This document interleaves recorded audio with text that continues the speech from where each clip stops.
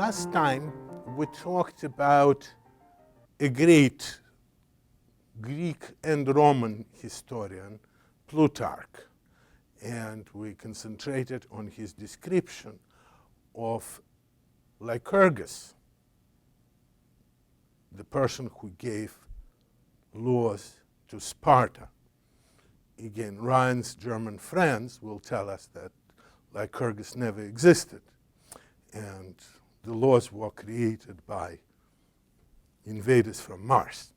But let us stick with the conventional wisdom. They were given by Lycurgus, so we saw Sparta. But I did a certain trick. I talked about Plutarchus, who was writing somewhere around the end of the 1st century AD, while, of course, there were much earlier historians.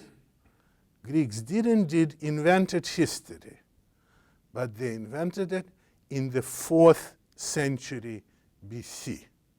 And we know who did that. The person who invented and wrote the first historical book was called Herodotus of Halicarnassus. That's how he starts his book. Herodotus of Halicarnassus here presents his research so that human events do not fade with time.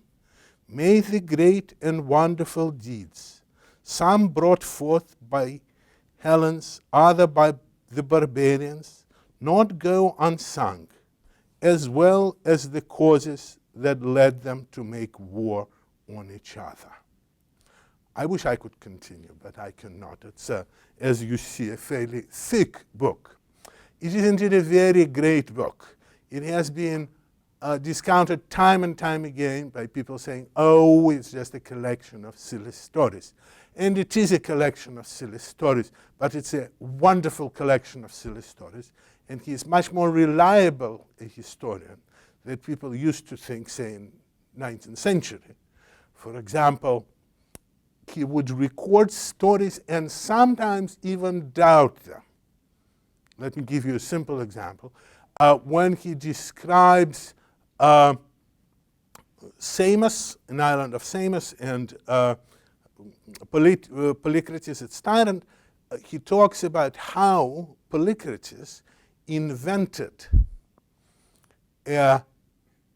counterfeit money to pay off Spartans who were attacking his island. So he made lead money and then gold-plated them. And then Herodotus himself says, well, who could believe such nonsense? Well, guess what? We found the money. The gold plating is, of course, gone, but the lead coins have been discovered now. So very often, the stories which appeared to be, even to Herodotus himself, not quite authentic, war. But again, he would record everything. Many of his stories are indeed just fables. If you are the first historian, it's really difficult to exercise critical attitude. You cannot compare sources because there are no sources. He traveled himself around the world. He went beyond the borders of civilized world, which is Greek-speaking world. He visited Egypt. There is a remarkable second book of history dedicated to Egypt. And then he concentrated on the presentation of the central thing which is described in his history is the war with Persia. Again, at that time, Greeks have to face this terrible threat, an enormous empire. So much bigger than Greece. It's like United States compared with Panama. Do you remember? Once upon a time, there was a United States invasion of Panama. So that was roughly this. There was this enormous empire spreading from Egypt to India, or at least Punjab, that part of India.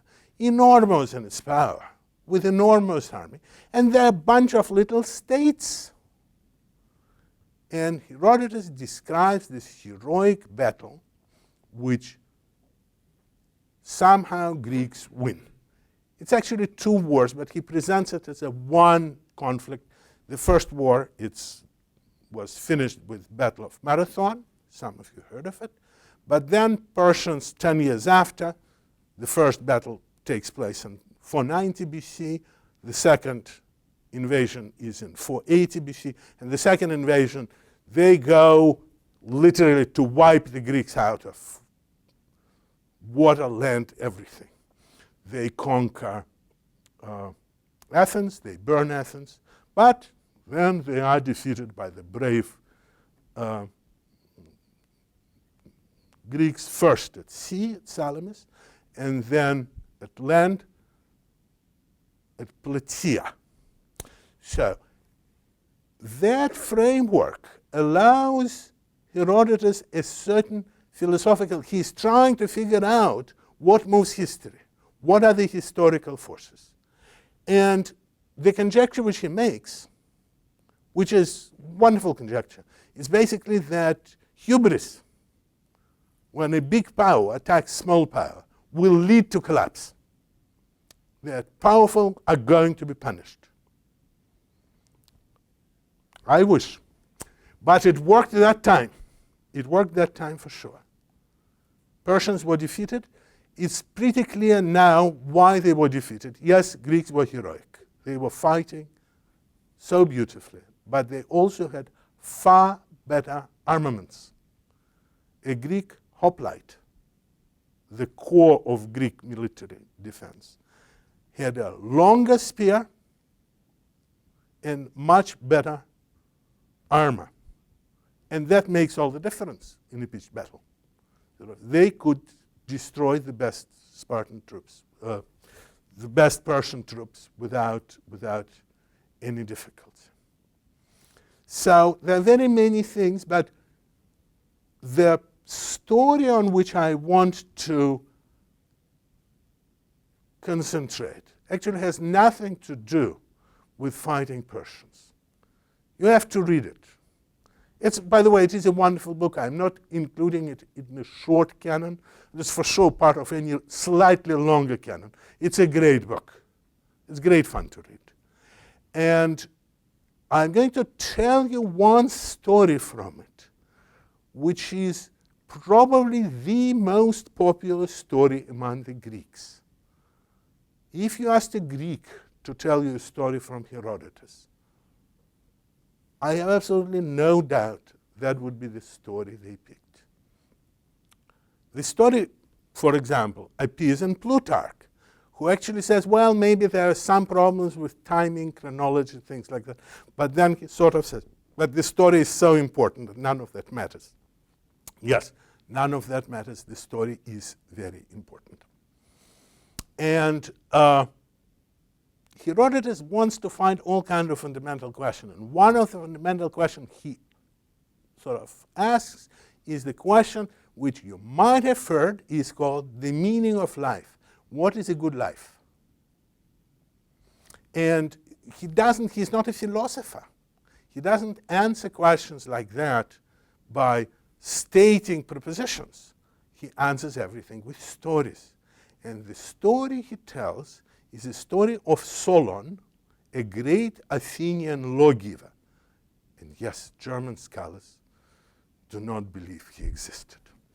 But he did. So the great Athenian lawgiver, Solon, who after he gave the laws, by now you should know, what do you do after you give the laws to your country? You go away so that they learn to observe them without you. And so he goes away, and among his travels, he goes multiple places. It's a wonderful story in any case, but he goes to visit Lydia. It's Lydia or Lydia. No, not that one. Lydia was a kingdom with a capital in Sardis, which had the most fabulous king at the time. His name was Croesus. You might have heard an expression, that somebody say, Anil, he is rich like Croesus. Are you?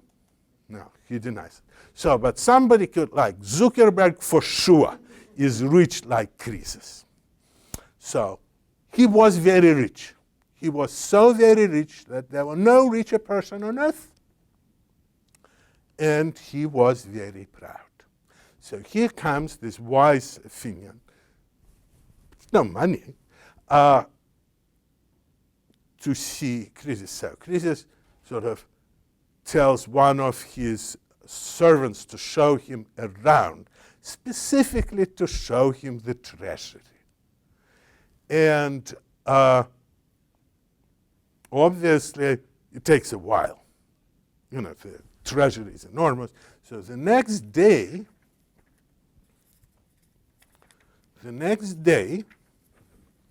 they come back, and Croesus asks this leading question: whom do you think is the happiest person on earth? And someone said, yeah, let me think. And he says, yeah, tell us the Athenian is. And Croesus said, what did he do? He said, well, had a very good family, raised two very good kids who had grandkids, and he saw the grandkids. And then he died heroically defending Athens against the invasion. That is a glorious life. So Croesus is not impressed at all. So, but you know, since he is dealing with a very important person, he gives him a second chance. He said, but could you name somebody else who is happy? He's sure that now, Solon will say, oh yes, of course, you, King Croesus, is the happiest person on earth. And he says, yeah, I could name another pair. And he says, there were these two fellows in Argos. Mind it, Argos, not even Athens. So there are happy people in other places. And what did they do? They were very athletic, very strong. They won many competitions. But then there was following event. Their mother, they had a mother, most people do. So their mother needed to be taken on a cart to some celebration in a temple of Hera. Hera, wife of Zeus. So, and oxen were not available. So these two big guys, very athletic, said, that's not a big deal. We are going to push the cart all the way to the temple, 5 miles. And they did, and people were standing, applauding. Everybody thought it was just so beautiful. And they did, and mother participated in the sacrifice, and then there was a feast, as always, in the temple. And they slept right there in the temple and didn't wake up. And Solon says, what a glorious death. And our guys were so impressed that they put statues of them right there next to the temple. Croesus cannot take it anymore. So he says, but what about me? Because, I am very rich, says here. And Solon says, yes. But we Greeks, we're simple people. We do not know the future. Therefore, we never call anyone happy or fortunate till he is dead. We could call a rich person lucky, but we cannot call him fortunate. Here there is a gap in the book, but the story concludes after a while in the following way.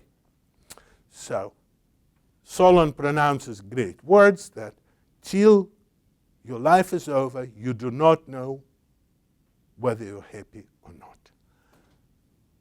Eventually, Croesus decides to expand his empire by attacking another kingdom, a Persian kingdom of King Cyrus. Well, those of you who know history, it is really a bad idea. Well, of course, he did ask the Delphic oracle whether it's a good idea. And he got a very good answer. The answer was, if you attack, you will destroy a great empire. You know, yes, oracles always tell you the truth. So he starts this attack. He does destroy a great empire, not the one he meant. He is taken as a prisoner by Cyrus. And Cyrus decides that a good punishment for his attack would be to burn him alive. Quite appropriate.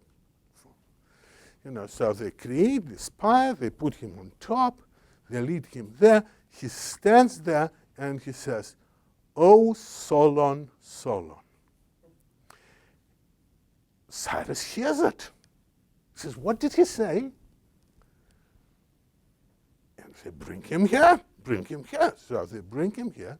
And he says, "Well, once I met this wise person who told me not to count my blessings. And that's only now I understand how wise he was." Cyrus did understand how wise Solon was. So he let Croesus go. And as Plutarch writes, not Herodotus, Plutarch, who sort of retells the story from Herodotus, says that with one word, Solon saved one king and instructed another. Sort of a beautiful, beautiful thing. So again, very important point for Greeks. And, for them, histories were moral lessons. They always viewed historical developments. What do they teach us? And us, not countries. Countries too, but mostly people. So the question which they just posed, the question of what is a good life, is going to come back to us time and time again while we're talking about Greeks, and not only about Greeks. So I wish I could tell you more about Herodotus, but I'll have to close this wonderful book. We'll talk about it a little bit during Q&A. I want to ask some questions myself. And switch to another book, to another Greek. So this is the father of history, Herodotus. Yes? This is the father of scientific history, Thucydides. While they're almost contemporaries, there is an enormous difference. This is a highly scholarly, extremely grim book, which starts like that. Let me, again, just read you a few words from Thucydides.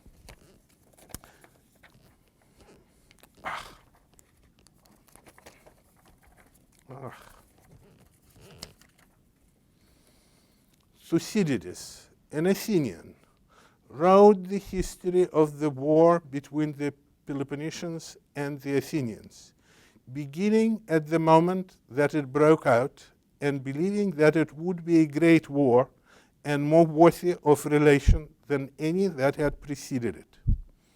This belief was not without its grounds.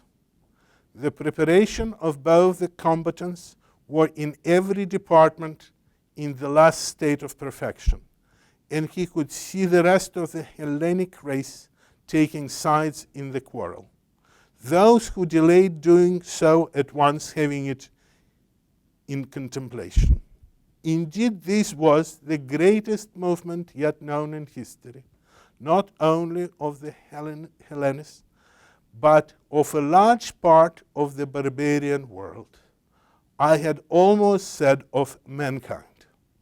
For though the events of remote antiquity, and even those that more immediately precede the war, could not from lapse of time be clearly ascertained, Yet the evidence which an inquiry carried as far back as was practicable lead me to trust all points to the conclusion that there was nothing on a greater scale either in war or in other matters.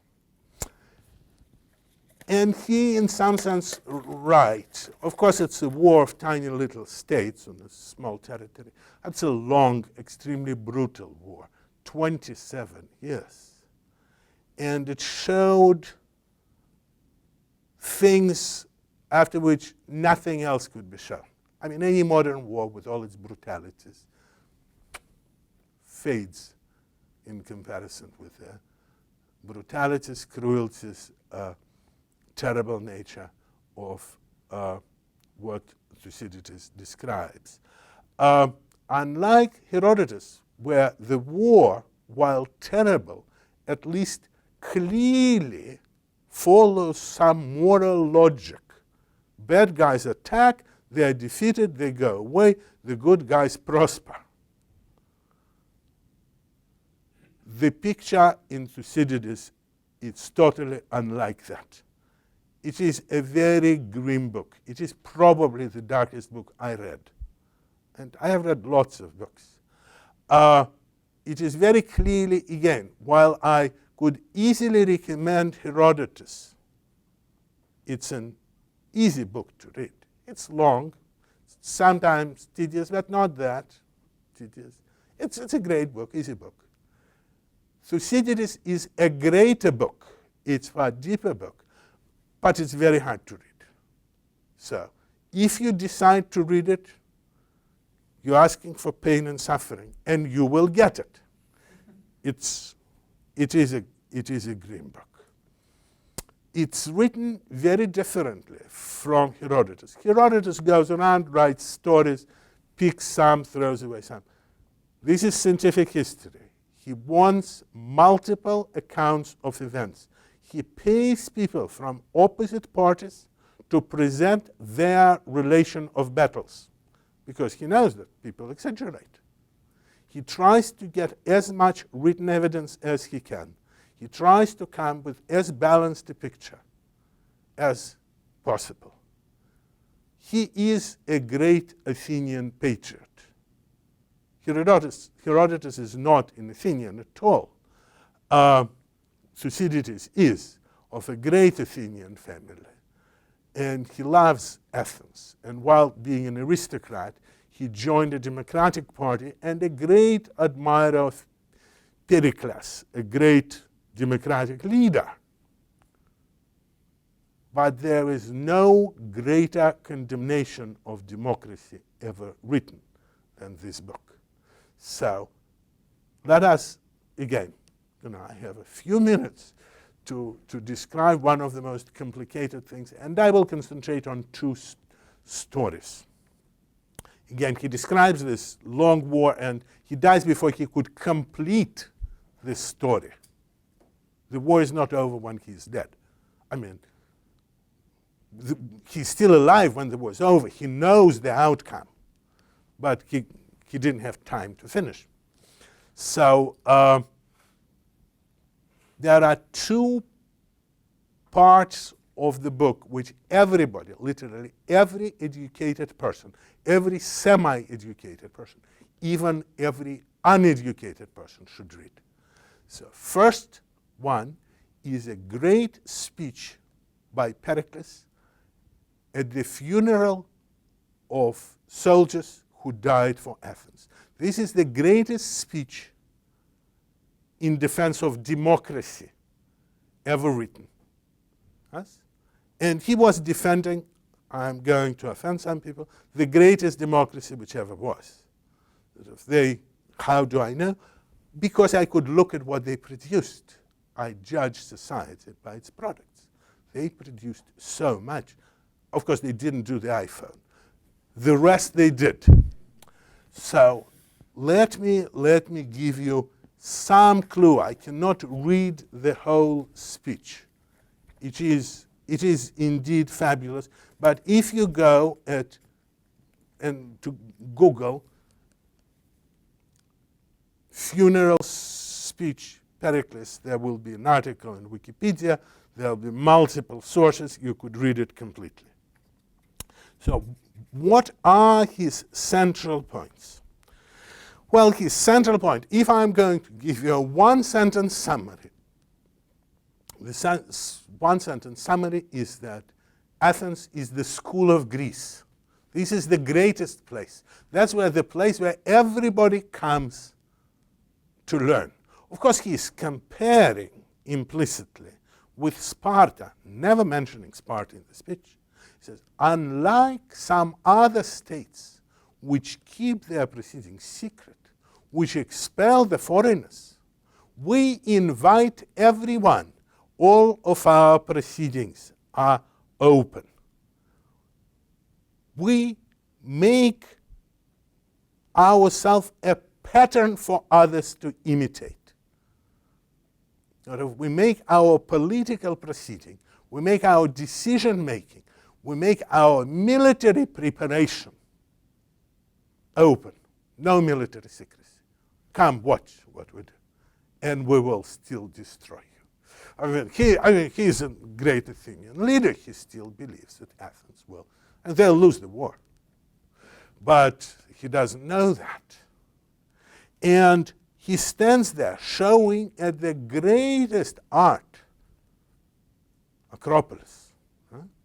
He shows at these greatest literary achievements ever produced, the great tragedies of Athenian authors. And he is very proud. So this speech about democracy is the foundation. Again, all the founding fathers knew this speech. Everybody who ever proposed the democracy was basing their aspiration on this great speech by Pericles. And this is not a parody in the sense that Thucydides believes that.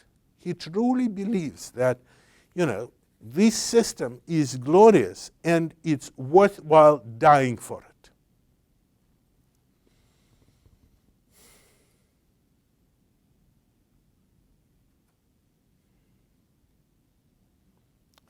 I'll just read a few sentences. In short, I say that as a city, we are the school of Hellas. While I doubt if the world can produce a man who has he only himself to depend upon, is equal to so many emergencies, and graced by so happy a versatility as the Athenian, and that this is no mere boast thrown out for the occasion, but plain matter of fact, is proved by the power of the state acquired by these habits.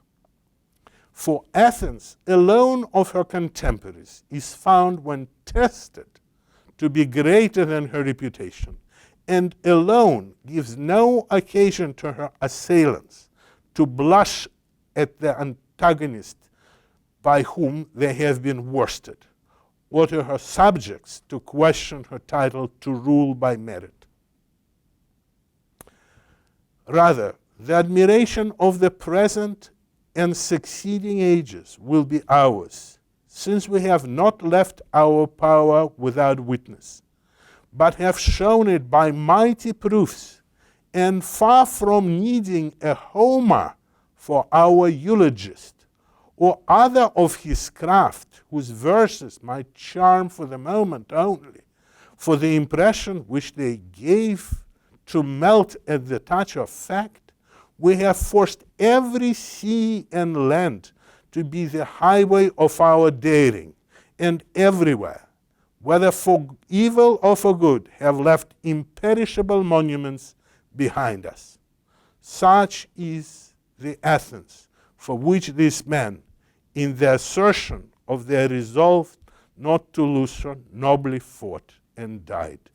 And well may every one of their survivors be ready to suffer in her cause. These are great words. And then the war continues. And the most terrible things which happens at the end of Book 5. where the glorious Athens decides to show that she is the mistress of all. There is a little island, sort of at the east of Peloponnesus, close to Peloponnesus, one of the closest islands to Peloponnesus, and therefore a Spartan colony historically, called Melis. Still there. And they're neutral. They say, we're not going to participate in this terrible war. We're a little island. Spartans are our ancestors. Athenians rule the sea.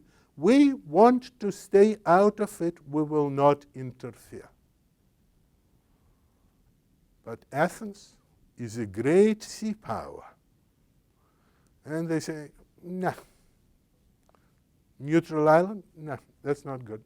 So they send a major expedition to Melis and say, surrender, become part of our empire.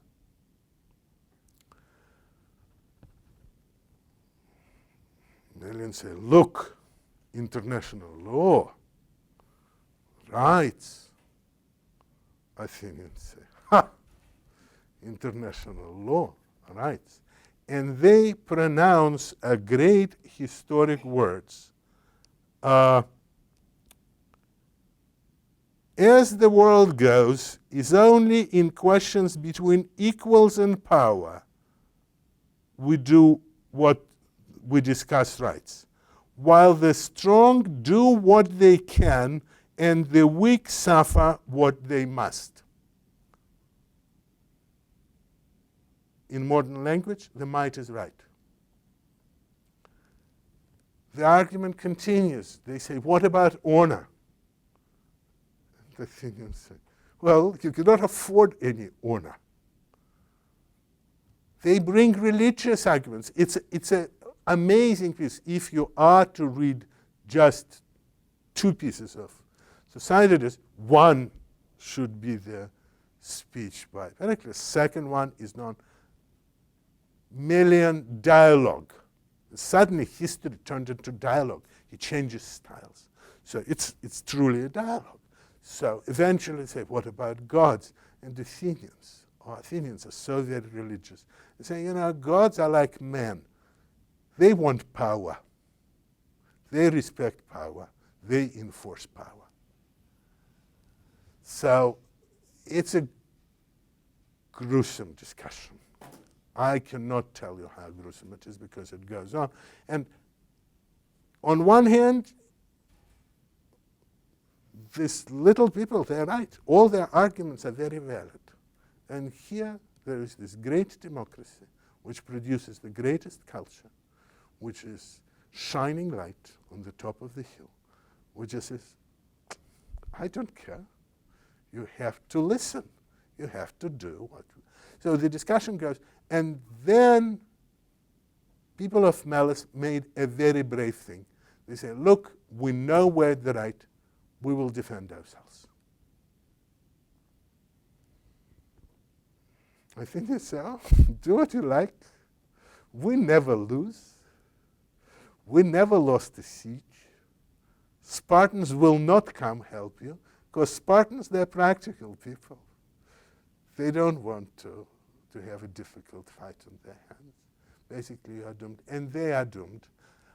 It lasts a relatively long time, maybe a year, but they're taken. And beautiful Athenians do the following thing.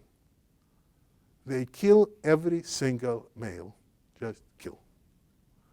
And they sell every woman and child into slavery. Not a single person is left on the island. Later on, Athenians colonize it again. This is sort of, by the way, it's described by an Athenian, that of the greatness of Thucydides is that he describes the most horrendous crime committed as a crime. It's very clear. I mean, by the way, he, unlike Herodotus, never talks about morality, good, bad, just facts. But he does tell you what happens. all the men are killed, all women are taken into slavery. That, by the way, this event is going to have profound consequences on Athenian life, thought, art, and so on. While most people were not there, they did not see it, there is immediate reaction. One of the greatest Athenian poets at the time, Euripides, writes and stages a play called Trojan Women, which is a play about a city where all men were killed and all women were sold into slavery. It presents life's, this part of, this is another amazing thing because it is like extremely feminist play. I mean, it's written from the point of view of women, or they do suffer, but it shows what the cost of all this war adventurism is for women. But if it goes on through Hecuba, if you remember, the wife of Priam, the queen of Troy. Now she is going to be turned in a house slave of Odysseus. Of course, the audience knows that she will not live long enough to get there. Cassandra, her beloved daughter, remember Cassandra? The prophetess, we talked, there was a whole lecture about Cassandra. And Agamemnon, a rapacious king, who is going to take her as his mistress. She is a virgin dedicated to Athena, but he doesn't care. He wants her in his bed. But he will, the audience knows, and Cassandra actually proclaims how it will end. We know how it will end. It will not end well for Agamemnon. The blood is all over. Then there is a Polyxena, who is behind the scene, the youngest daughter of Hecuba. She is killed, is dragged and killed as a sacrifice at the tomb of Achilles, pointlessly. And at the center of the tragedy, there is an image of Andromache. Andromache, if you remember, is wife of Hector. And her future is grim. She's going to be given as a slave to Neoptolemus, Achilles' son, the son of the man who killed her husband. But it is only a tiny part of what she has to suffer. At the center of the tragedy is a little child, Astyanax, the son of Hector.